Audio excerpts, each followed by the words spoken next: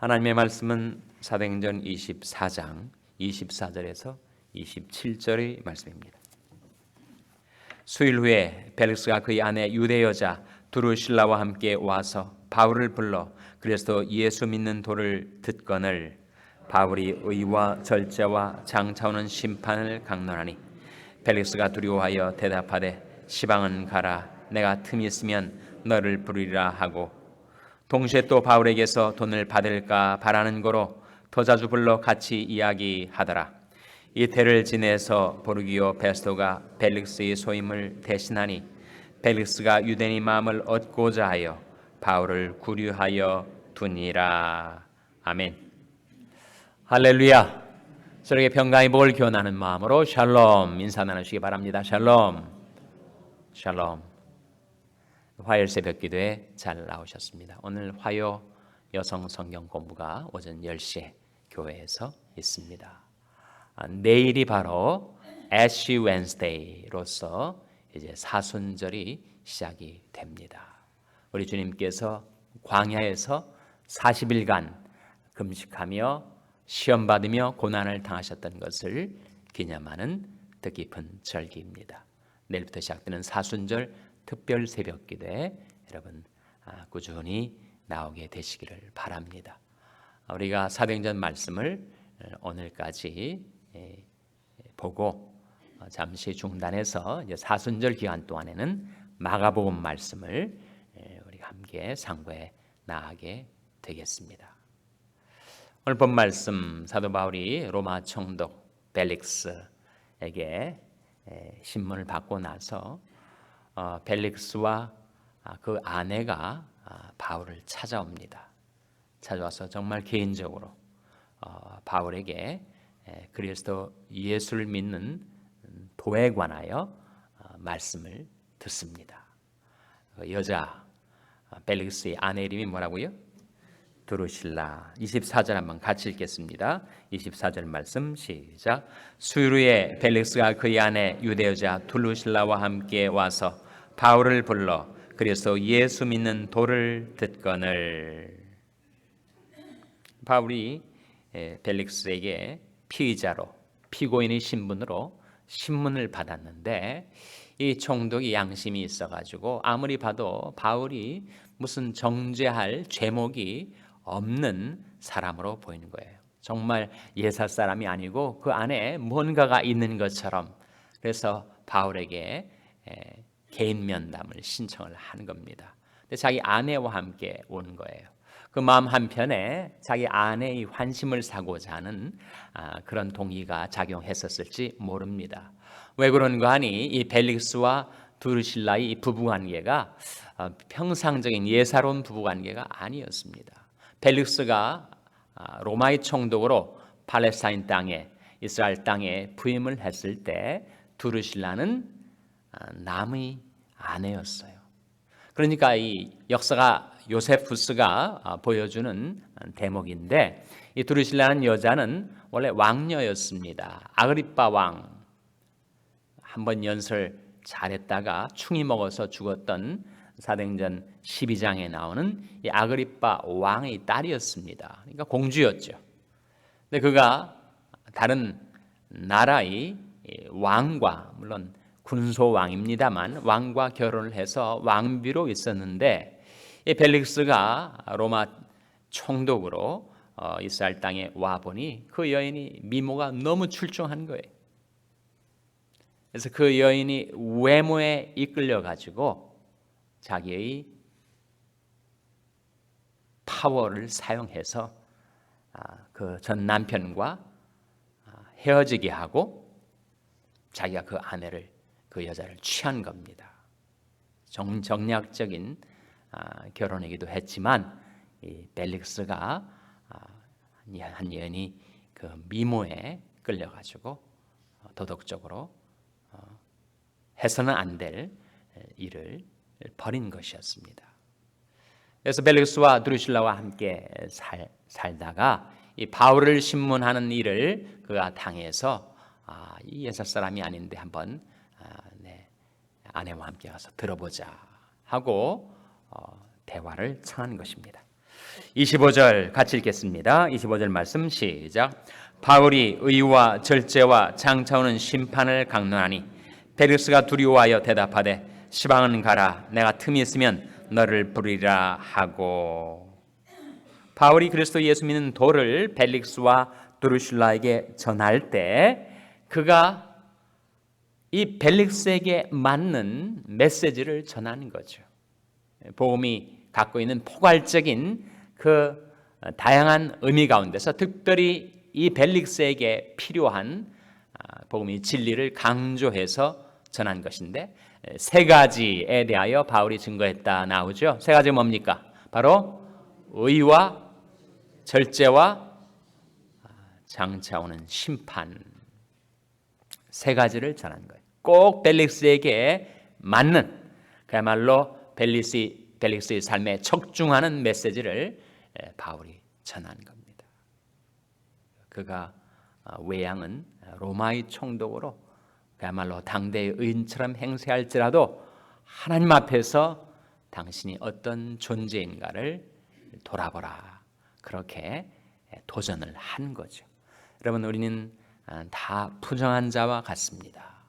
이사야 64장 6절 말씀에 대저 우리는 다 부정한 자와 같아서 우리 의는 다 더러운 옷 같으며 우리는 쇠폐함이 잎사귀 같으므로 우리 죄악이 바람같이 우리를 몰아가나이다. 우리가 뭔가 하나님 앞에 의로운 행위, 쌓아둔 의가 있어서 하나님 앞에 가지고 나와서 이 정도면 하나님 저를 용납해 주실 만하지 않습니까? 그러나 하나님 앞에 가지고 난 우리 의는 다 못과 같다고요? 다 더러운 옷과 같다. 추악한 넝마와 같다. 그것이 바로 하나님 앞에서 우리 의의 실체입니다. 바울이 증거했던 의, 그 의는 바로 하나님의 의를 말하죠. 하나님의 의라는 말은 물론 하나님은 의로우신 분이신데 우리가 어떻게 구원을 받는가?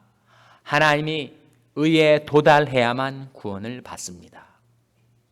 그런데 죄인인 우리가 어떻게 그 높은 하나님의 의 표준에 도달할 수 있단 말인가? 그것은 불가능입니다. 불가능. 인간이 어떤 선행과 의로운 행위로도 하나님이 우리를 용납하실 만한 그 의 표준에 도달할 수가 없습니다. 그렇기 때문에 하나님께서 우리를 사랑하시고 우리를 긍휼히 여기셔서 그 하나님의 의를 우리에게 가져다 주신 거죠. 그것을 가리켜서 뭐라고 하죠? 복음의 진리 가운데 그걸 뭐라고 합니까? 그것을 이신칭이라고 하지 않습니까? 이신, 믿음으로써 칭의, 의롭다 칭함을 받는다. 또는 이신득의라고도 하죠. 믿음으로써 의를 득한다. 그러니까 우리가 의를 이루어내는 것이 아니고 하나님이 그리스도 예수의 십자가와 부활을 통하여 완벽하게 이루어 놓으신 절대적인 의, 그걸 우리에게 선물해 주셔서 그 의를 우리가 받게 되는 거죠. 우리가 이루어내는 의가 아니라 하나님이 가져다 주시는 의를 나는 다만 믿음으로 받아들였더니 하나님께서 나에게 그 의 옷을 입혀주셔서 하나님이 나를 보실 때 죄가 없는 자처럼 나를 용납해 주시고 영접해 주시는 것, 그게 바로 의라는 겁니다. 복음에는 하나님의 의가 나타났다라고 했을 때 그 복음에 나타난 하나님의 의를 우리에게 값없이 선물해 주신 것, 바울이 그걸 증거한 거죠. 당신이 아무리 사람 앞에 의롭게 나타내 보여도 당신이나 나나 다 하나님 앞에 추악한 죄인입니다. 아마 그 말을 들을 때 벨릭스는 자기가 남의 아내를 취한 것을 생각하게 되었겠죠. 그러한 우리 죄인들은 우리 인간에게 하나님께서 그 하나님이 그 의를 값없이 우리에게 선물해 주시는데 그것을 우리가 믿음으로 받아들이는 것입니다. 구원의 도를 전한 것이겠죠. 두 번째, 바울은 절제를 전했습니다. 역시 벨릭스의 양심을 찌르는 그런 메시지였을 것입니다. 자기가 정욕에 사로잡혀가지고 남의 아내를 자기 총독이 파워를 사용해서 취해냈던 것을 그가 상기하게 되었을 거예요. 내일부터 우리 사순절이 시작되는데 사순절은 특별히 절제하는 기간입니다.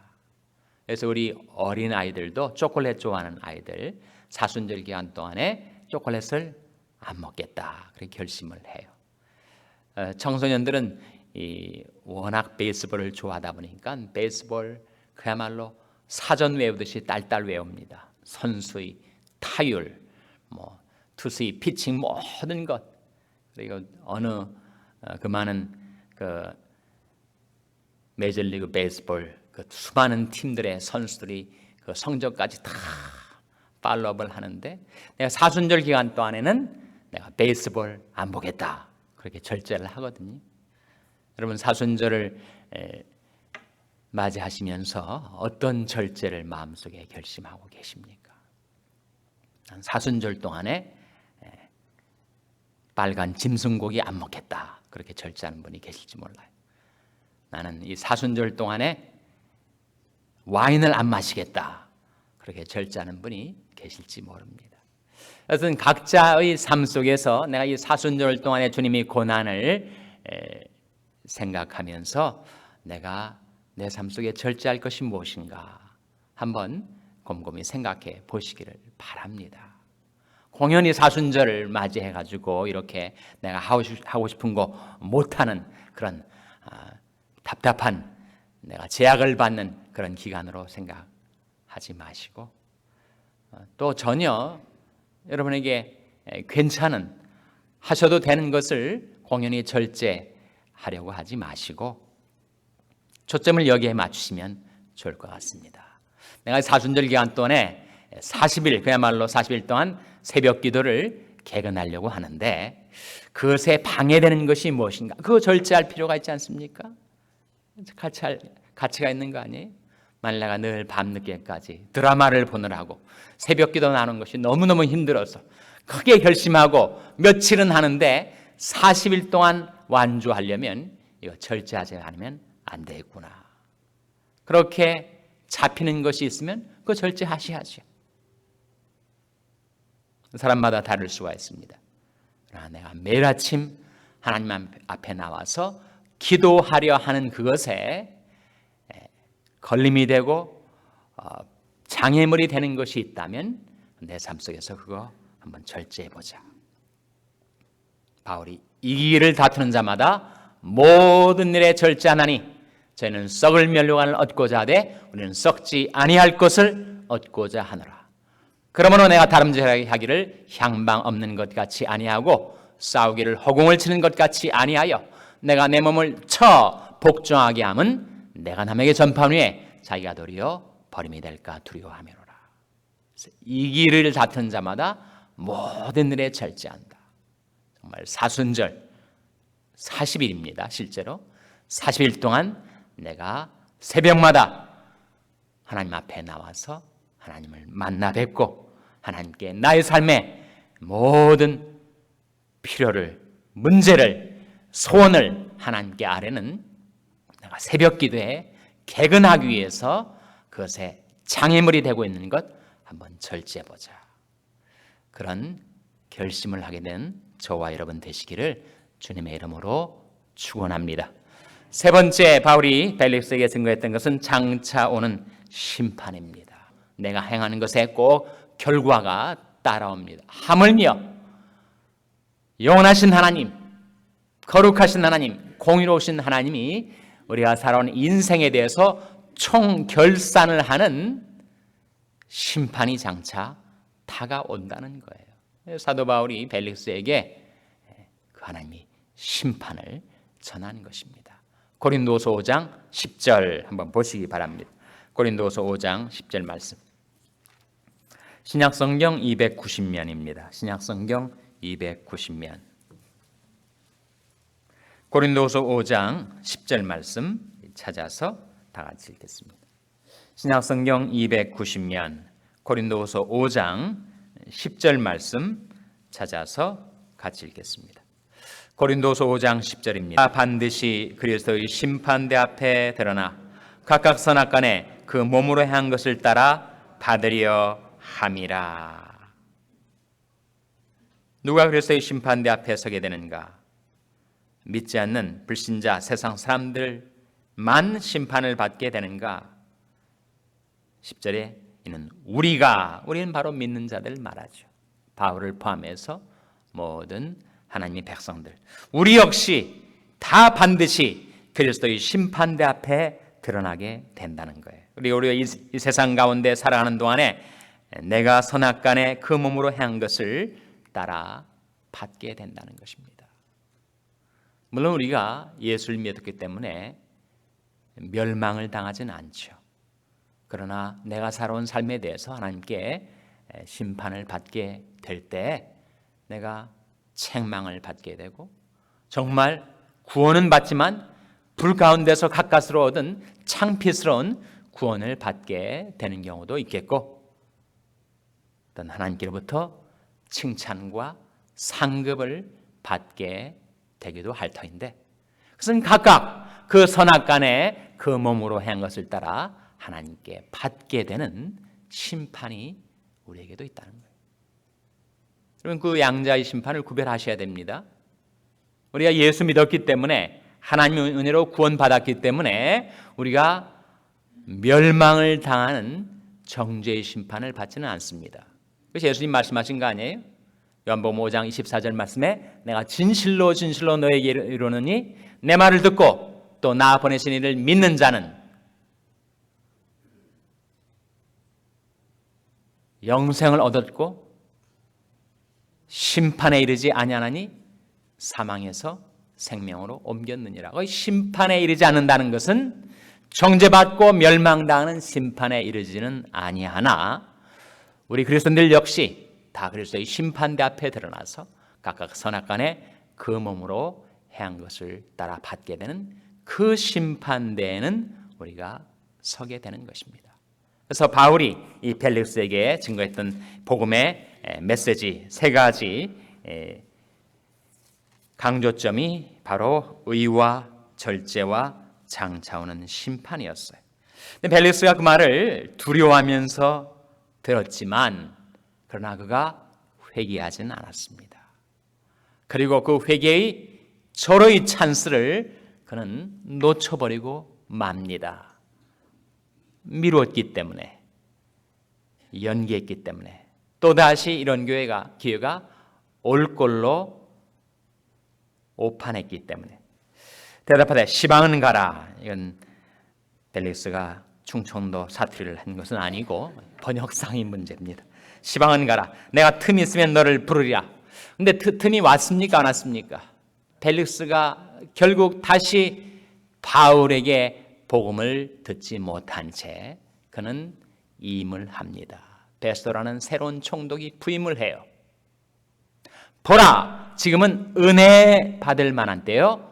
보라, 지금은 구원의 날이로다.